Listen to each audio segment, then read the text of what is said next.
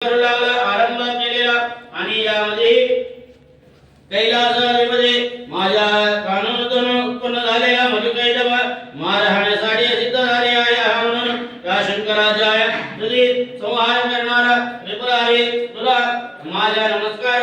विष्णू भाजन ऐकून भगवंत शंकरा साक्षात प्रकट झाले नाही. म्हणते विष्णू पूर्व आपण या कर्म करतो, पुण्य संचय करत आहे, त्यामुळे सुख दुःखाचे प्राप्त होईल असं नाही काय कशाने आया म्हणून ते म्हणले शंकराच्या नावांच्या या अर्थ करता तुम्हाला तुझ्या कल्याण होईल. विष्णू म्हणता कोणत्याही प्रकाराने यार्थ कसं करावे मला विरुद्ध पूर्व सांगा. आणि शंकर म्हणता यार्थ नित्य करावे, त्यासाठी घरामध्ये अमोलिक वैभवाचा मंडप घालावे. त्या मंडपावरती पंचरत्न एक कुंभ स्थापन करावे.